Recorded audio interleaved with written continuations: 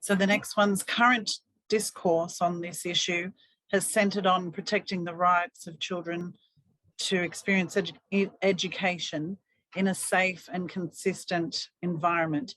Given the recent government language that has framed teachers as surrogate babysitters, how do we combat this rhetoric through the voices of teachers who clearly care about their kids' education, have valuable knowledge on learning in a pandemic, but are also entitled to a safe workplace, protecting their own health and safety?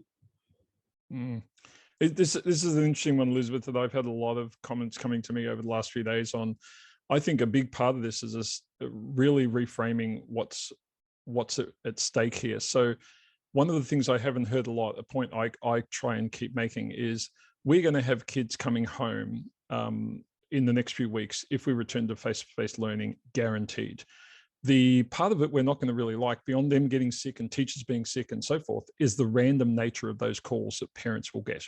It will be random. So when we're talking about disruption, doing it the way that it is currently planned in Victoria and New South Wales will maximize the level of disruption to kids. Kids like stability. That's not what we're going to be giving them. Education requires stability. That's not what we're going to be giving them.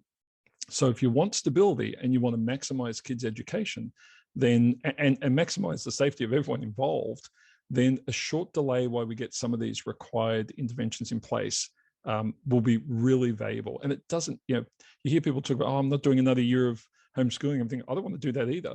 But 4 to 6 weeks is not going to damage their mental health. If it was, we wouldn't have let them just have a big holiday break, because that would have been similarly problematic. That's a nonsense, and we need to call that out.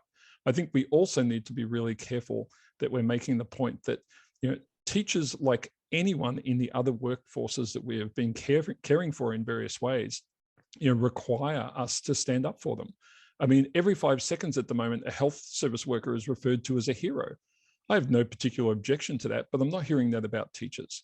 I'm not hearing teachers being talked about in the same way with the same esteem. And this is not for teachers to do. This is for the rest of us to do. It's one of the reasons why I've been doing what I've been doing, is because I know a lot of teachers don't have that voice. And I think if someone doesn't stand up for them, they're just going to be thrown under the bus. And that seems to be what's happening in Victoria and in New South Wales en masse at the moment.